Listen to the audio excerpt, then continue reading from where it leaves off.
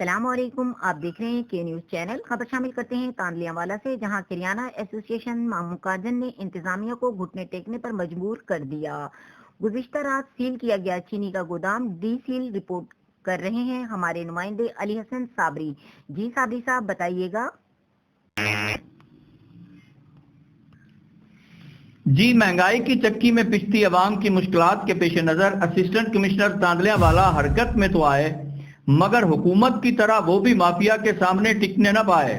مخبر کی اطلاع پر حال ہی میں تعینات ہونے والے اے سی نعمان ڈوگر نے گزشتہ رات مامو کانجن میں ملک راشد کے گودام پر چھاپا مارا تو 260 بوریاں چینی کی برآمد ہونے پر گودام کو سیل کر دیا۔ بس رات گزرنے کا ہی ٹائم تھا کہ آج صبح کریانہ ایسوسی ایشن مامو کانجن نے ہڑتال کی کال دے دی، جس پر ڈی سی فیصل آباد حرکت میں آئے، جنہوں نے سیل شدہ چینی کے گودام کو ڈی سیل کروا دیا۔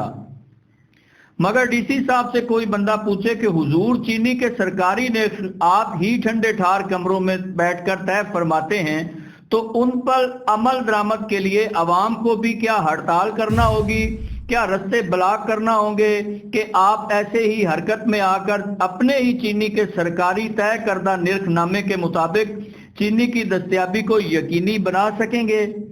جی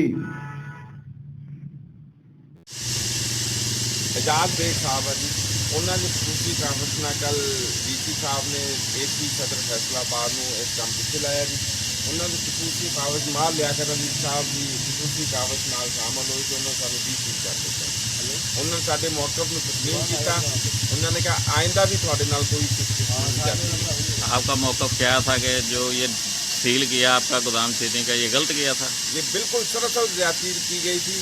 ہم نے ان کو دکھایا بھی تھا کہ ہم لائسنس ہولڈر ہیں، ہم کوئی چینی کے اسٹاکس نہیں ہیں، تو پھر بھی انہوں نے زیادتی کرتے ہوئے ان کو ٹھیک کر دیا۔ ابھی یہ ڈی سیل جو ہو رہا ہے یہ کیسے ہوا؟ انہوں نے جی ہدایات جاری کی مال لیاقت صاحب کو، جی مال لیاقت صاحب موقع کے پٹواری ہیں جی، انہوں نے آ کر ڈی سی کر دیا۔ نہیں، آپ نے کوئی احتجاج کی کال دی تھی جس وجہ ہم سے نے یہ کل ایکشن ہوا؟ ہڑتال کی کال دے دی تھی جس پہ عمل ہو رہا ہے، سارا بازار بند ہے جی، تو خصوصی لیاقت صاحب وہ تشریف لائے جی ڈی سی صاحب کی ہدایت پہ، انہوں نے آ کے ڈی سیل کر دیا۔ ڈی سیل کر دیا۔